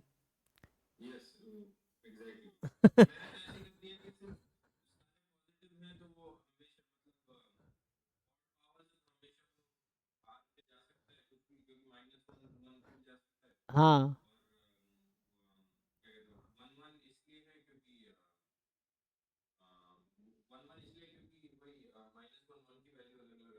है ना, नहीं तो लोग चाहे तो आप fx1 is equal to fx2 अब सॉल्व करके दिखाइए, x1 is equal to x2 होगा, तो वो भी एक तरीका है, उससे दिखा सकते हैं। या मैंने यूज कर लिया, तो एक क्वेश्चन करने के 50 तरीके हो सकते हैं, लेकिन हमारे दिमाग में क्या आता है वो इम्पोर्टेंट है। तो वो डिपेंड करेगा कि हम कितना डेफिनेशन को अच्छे से समझते हैं, थ्योरम्स कितने ज़्यादा मुझे पता है, तो जो बेस्ट पॉसिबल थ्योरम होगा वो यूज़ करेंगे हम, ये चीज़ है। तो वैसा है। तो यहाँ पे हमने थ्योरम यूज नहीं किया, यहाँ हमने डेफिनेशन यूज किया। डेफिनेशन कहा था कि x1 different then x2 implies fx1 different then fx2, तो वैसा यहाँ पे नहीं हुआ कि x1 तो डेफिनेशन सही हो गया, तो क्यों इतना टाइम वेस्ट करना है थ्योरम लगा के या चेक करना है, डेफिनेशन सही हो गया। तो 1 1 नहीं है और ऑन टू है ना। तो ये ऑड डिग्री पॉलिनोमियल है, तो इसका रेंज होगा r, कोडोमेन ऑलरेडी r है, तो range and codomain are equal, तो इट इज ऑन टू, ठीक है, तो इसीलिए ऑन टू है। तो इस तरह मतलब डिपेंड करता है ना, अप्रोच डिपेंड करता है क्वेश्चन क्या है, हमें क्या आता है, उसके बीच में डिसीजन होगा कि क्या आपको यूज करना चाहिए।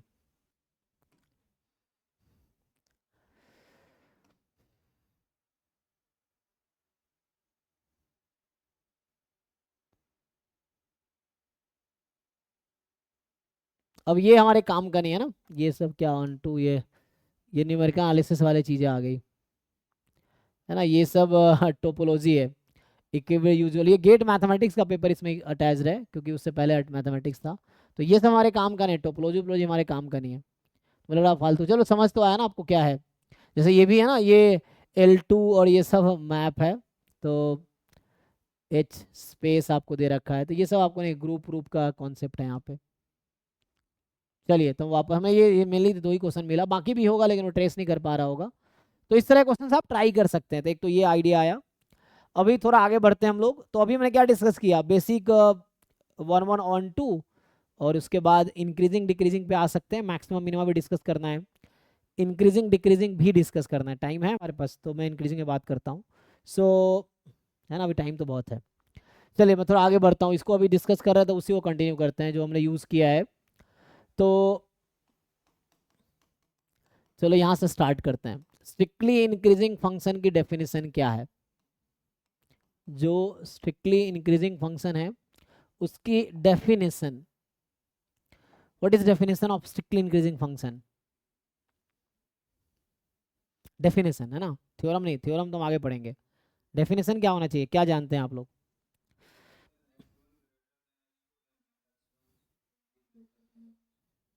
ठीक है ना, हाँ। तो यहाँ पे सिंपली मान लीजिए एफ आपका कोई फंक्शन है ए से बी में, सो this is strictly increasing, strictly increasing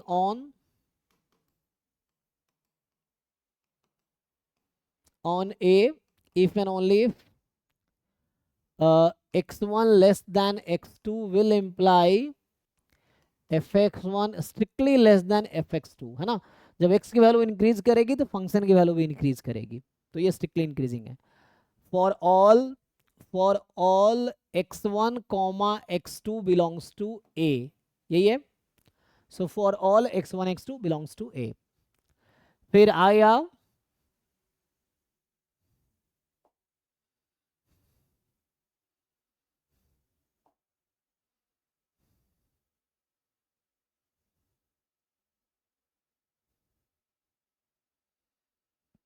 theorem, क्या होता है? अब इसके करस्पॉन्डिंग थ्योरम पे आते हैं।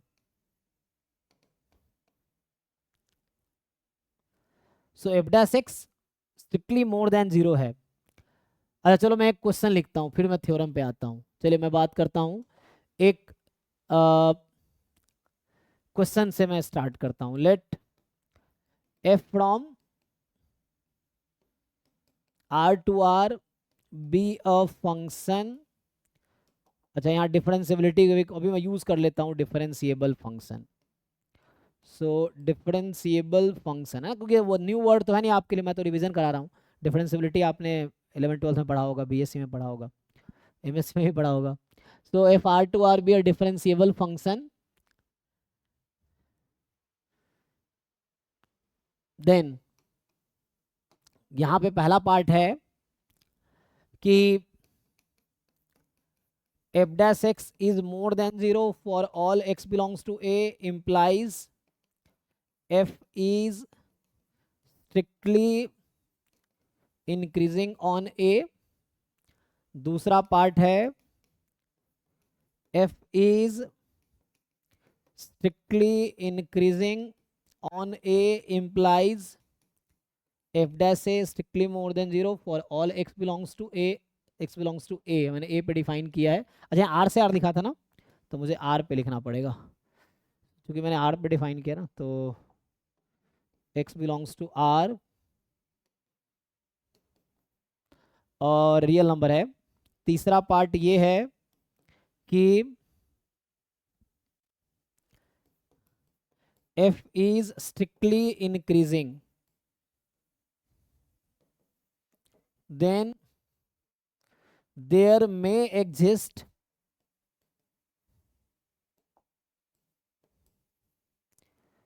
x belongs to R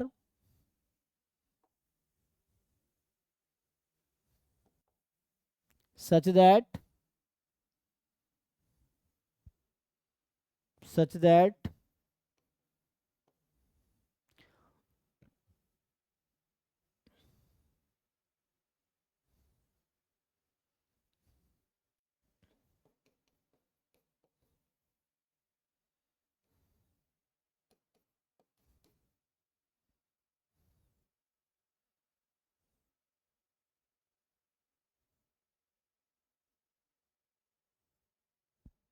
या थोड़ा सा मैं इसको इम्प्रूव कर देता हूँ ताकि आप लोगों को ऐसा होगा,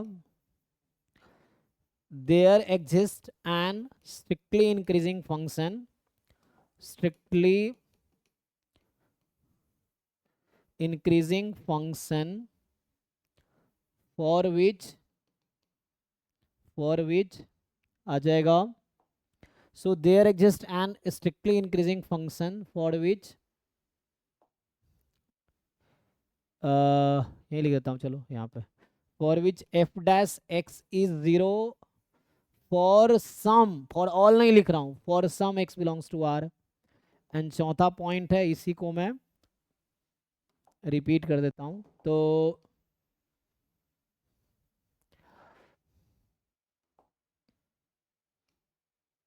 यहाँ पे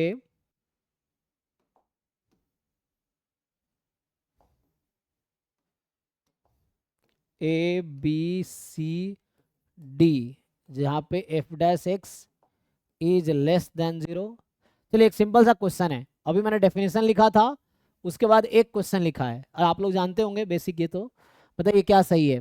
क्या लिखा है, एफ आर से आर में एक डिफरेंशिएबल फंक्शन है, तो एफ डैश एक्स पॉजिटिव है तो स्ट्रिक्टली इंक्रीजिंग होगा, स्ट्रिक्टली इंक्रीजिंग है तो पॉजिटिव होगा।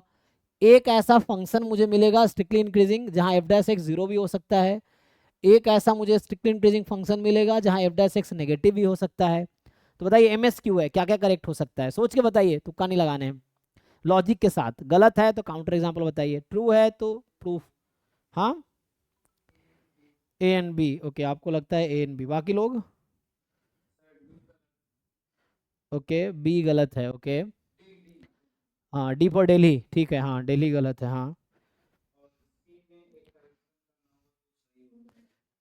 करेक्शन वरेक्शन नहीं करना, एक क्वेश्चन आप एग्जाम में क्वेश्चन बदल दोगे क्या?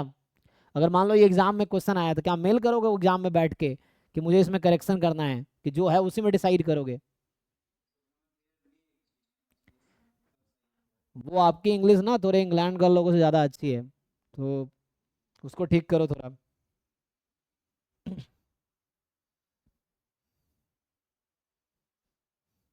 देयर एग्जिस्ट और देयर में एग्जिस्ट में क्या डिफरेंस है?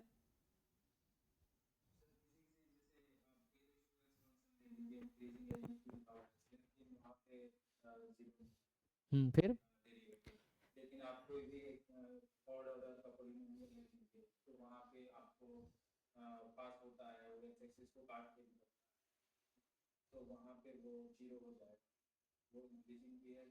तो नहीं, मैं पूछ रहा हूँ देयर एग्जिस्ट और देयर में एग्जिस्ट करने में क्या डिफरेंस क्रिएट होगा इस क्वेश्चन में?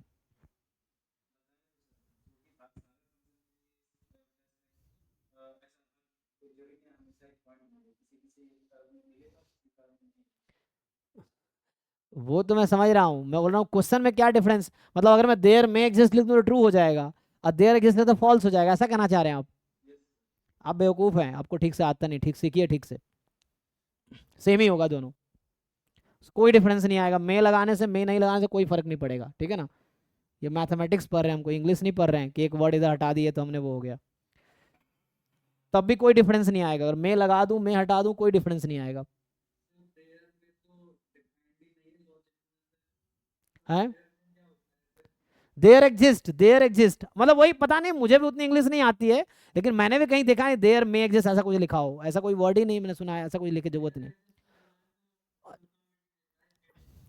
नहीं, मान लीजिए उन्होंने जो कहा मैं लिख भी दूंगा तब भी कोई डिफरेंस नहीं आएगा, हम लोग मैथमेटिक्स के स्टूडेंट है ना, वो हमसे थोड़ी एक्सपेक्ट कर रहे हैं कि हम इंग्लिश पढ़ के आए हैं, हम तो मैथमेटिक्स पढ़ के जा रहे हैं एग्जाम में, तो हमें सेंस समझ आना है क्वेश्चन पूछना क्या जा रहा है, इंग्लिश पढ़ के थोड़ी जा रहे हैं कि हम वहाँ मे है तो ट्रू कर देंगे, अब मे नहीं है तो हटा देंगे, इंग्लिश का एग्जाम थोड़ी दे रहे हैं हम।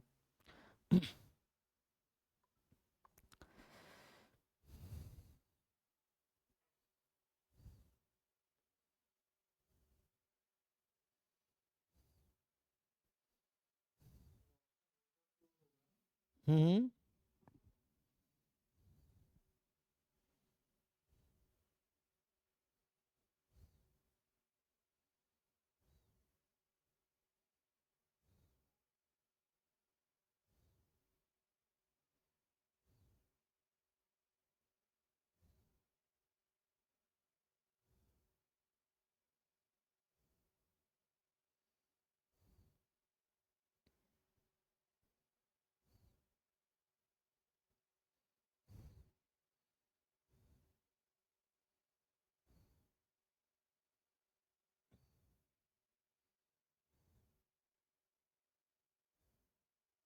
बताइए जी, करेक्ट ऑप्शन चूज, जो ऑप्शन लिखा हुआ है ना उसके बेस पे आप लोग बताइए क्या आपको करेक्ट है। इसमें मे भी मोर देन वन करेक्ट हो सकता है, एक भी करेक्ट हो सकता है, वो हो सकता है ना, वो तो डिसाइड करना आपको, फिर हम लोग चेक करेंगे, है ना। इस तरह के एग्जाम में क्वेश्चन मिलेंगे आपको, एक्चुअली एग्जाम में इस तरह के क्वेश्चन आएंगे और मिलेंगे भी, है ना। जैसे अभी कुछ लोगों ने ए और बी बताए थे, कुछ लोगों ने ए बी सी बताए, बाकी लोग डिसाइड कीजिए। ए सी, ओके।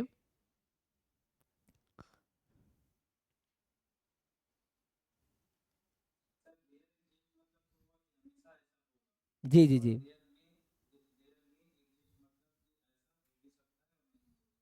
नहीं नहीं, देयर एग्जिस्ट का ही मतलब वही है। आप जैसे आप बोल रहे हैं चीजें, इसमें कहीं आप किसी डिक्शनरी में किसी बुक में ऐसा लिखा हुआ दिखाई तो मैं मानूंगा, क्योंकि आप तो कुछ भी बना देते हैं, तो आपकी बात अगर मानने लगूँ तो मेरी सारी थ्योरी हिल जाएगी, मैथ्स वाली भी और इंग्लिश वाली भी, सब हिल जाएगी मेरी। जो भी मुझे ठीक ठाक आता है वो सब भूल जाऊंगा मैं, वो आपकी जैसे हो जाऊंगा फिर मैं, वो है। तो मैं आपकी बातें कैसे मान लूँ, कहीं पे किसी बुक में लिखा हुआ हो जहाँ पे आप बता सके तो मुझे सीखने को मिलेगा, वो मैं समझ आता है। आप सिर्फ कह दोगे और मैं मान लूँ तो मैं बेवकूफ़ हो जाऊंगा फिर, ये चीज़ है।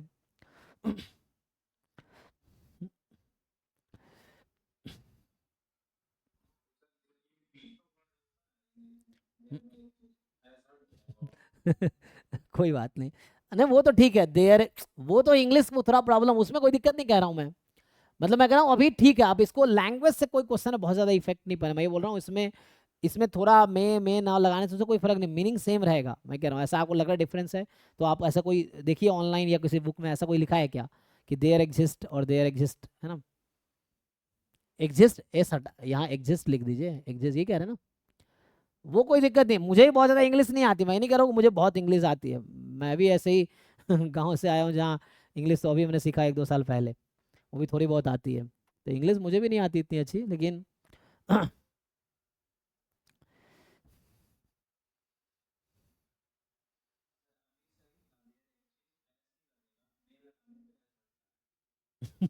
अरे ठीक है, जो है वो भी सही है, देयर एग्जिस्ट देयर एग्जिस्ट, छोड़ो ना, कोई नहीं, ठीक है।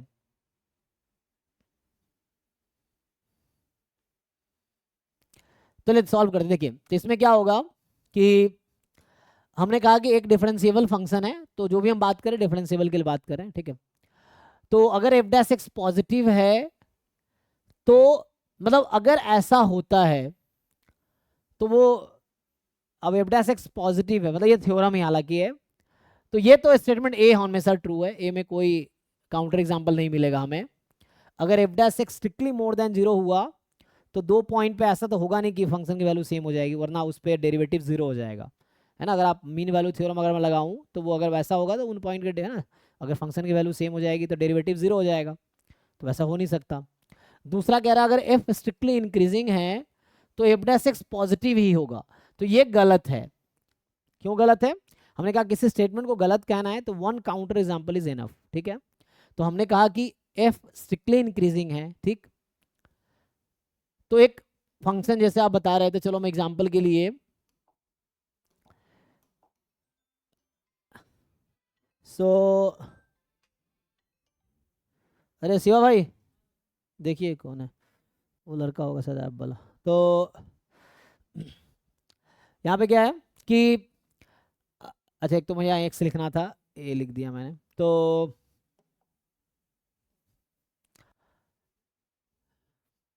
कौन सा एग्जांपल लेंगे आप यहाँ पे। अगर मुझे बी ऑप्शन को गलत दिखाना है तो कौन सा एग्जांपल लूंगा मैं, एक एग्जांपल लेना फिर गलत कहने के लिए, ठीक है ना। सो आप एक क्या एग्जांपल लेंगे जिससे बी ऑप्शन गलत हो जाए। सो एफ एक्स बराबर सिंपली मैं एक्स क्यूब ले लेता हूँ। क्या आप ये मानते हैं कि x cube strictly increasing function है,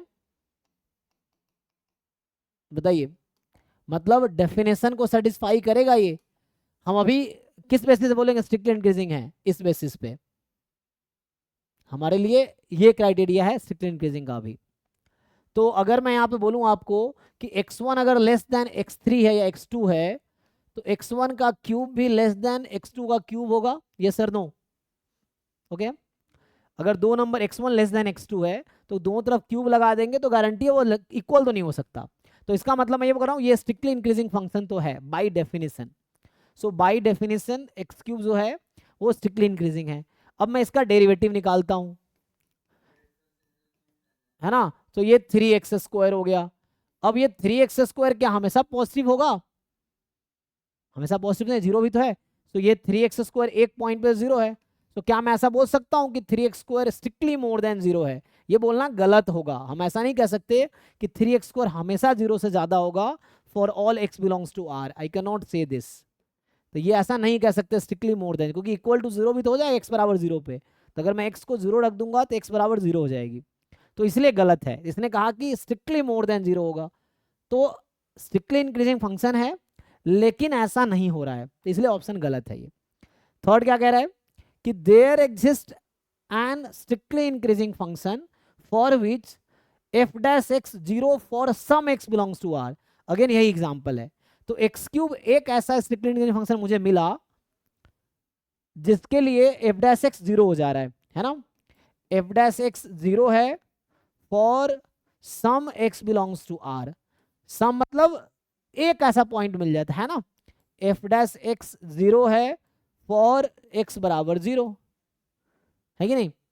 तो इसने कहा है कि एक ऐसा मुझे स्ट्रिक्टली इंक्रीजिंग फंक्शन मिलेगा जिसके लिए एफ डैश एक्स जीरो है जहां पे एक्स बिलोंग्स टू आर है, तो ये ओके है। बी गलत था, ठीक है ना, B was wrong, C is true. अब there exist an strictly increasing function for which F dash X negative हो जाए। अब ऐसा कोई फंक्शन हो सकता है जहां डेरिवेटिव नेगेटिव हो जाए, तो नेगेटिव मतलब डिग्री में चला जाएगा ना, क्योंकि अगर आप मीन वैल्यू थ्योरम लगाओगे तो आपको इजीली दिखेगा एफ बी माइनस ए पे अपॉन बी माइनस ए। तो नेगेटिव तभी आएगा जब फंक्शन एक्स की वैल्यू बढ़ेगी तो फंक्शन घट जाएगी, तो ऐसा नहीं होगा, ये आउट हो जाएगा। तो इसके लिए A and C correct option है जो लोगों ने बताए थे, कुछ लोगों ने, है ना। तो इस तरह से है, तो इसको मैं नेक्स्ट क्लास में यहीं से कंटिन्यू करूंगा। सो अभी हमें डिस्कस, मैं नेक्स्ट क्लास में डिस्कस करूंगा इसको कि स्ट्रिक्टली इंक्रीजिंग क्या है, स्ट्रिक्टली डिक्रीजिंग क्या है ना, इंक्रीजिंग क्या है, डिक्रीजिंग क्या है, फिर हम लोग उसके बेसिस पे कुछ थ्योरम्स देखेंगे। वैसे क्वेश्चंस यहाँ पे है, आप यहाँ पे देखूंगा अगर मैं, तो आप अगर यहाँ पे मैं डिस्कस करूँ इंक्रीजिंग डिक्रीजिंग पार्ट, तो ऐसे क्वेश्चंस मिलेंगे आपको।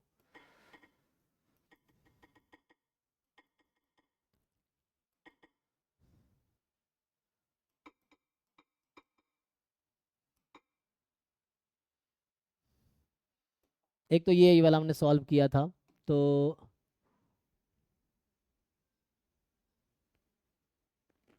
अच्छा ये तो हाँ पावर और ये केस में आ गया, बीटा और ई हटा दो।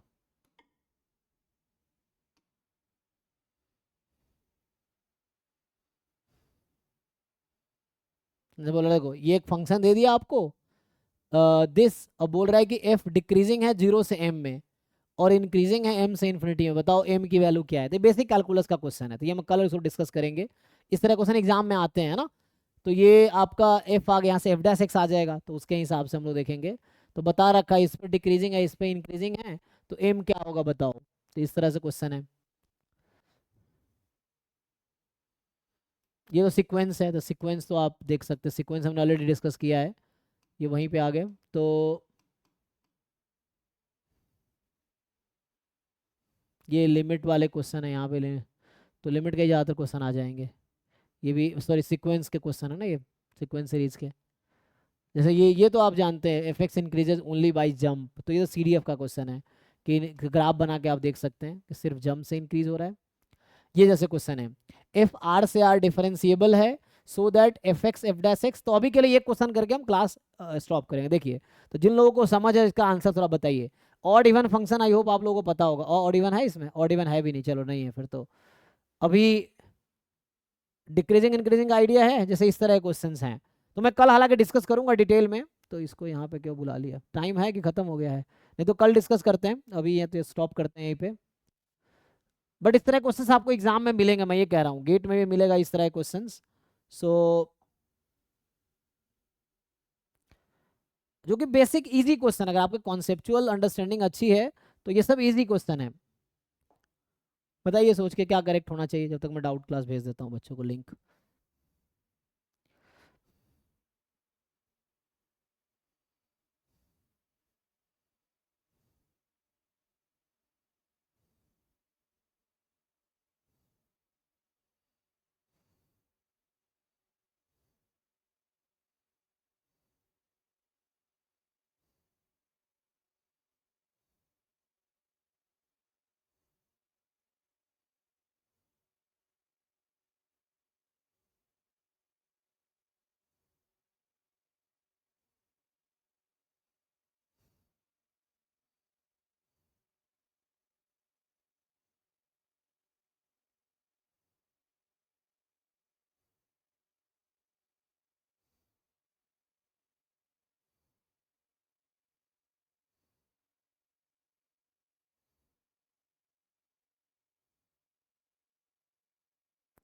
किसी का आंसर आया?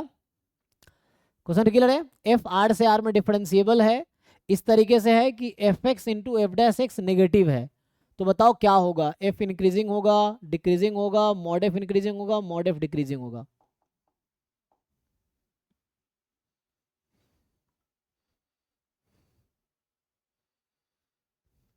ठीक है, इसको ट्राई कीजिएगा। अभी हम यही स्टॉप करते हैं। इस तरह कल हम ये टॉपिक, कल मैं स्टार्टिंग से डिस्कस करूंगा कि इंक्रीजिंग क्या है, स्ट्रिक्टली इंक्रीजिंग क्या है, डिक्रीजिंग क्या है, स्ट्रिक्टली डिक्रीजिंग क्या है, फिर उसके अकॉर्डिंग हम लोग आगे फिर प्रोसीड करेंगे। ठीक है, तो आगे टॉपिक आज बेसिक क्या डिस्कस किया, फंक्शन क्या है, डोमेन, कोडोमेन, रेंज, फिर हमने 1 1 ऑन टू बाइजेक्टिव इन्वर्टिबल, फिर इंक्रीजिंग पे आए थे। फिर मैं कल इंक्रीजिंग डिक्रीजिंग से ही कंटिन्यू करूंगा इस बैच को। तो ये आराम से होमवर्क है, आप ट्राई कीजिए, नहीं होगा तो कल डिस्कस करते हैं, कल तो क्लास में करेंगे ही, तो एक बार पढ़ने के बाद। अभी के लिए थैंक यू। हाँ।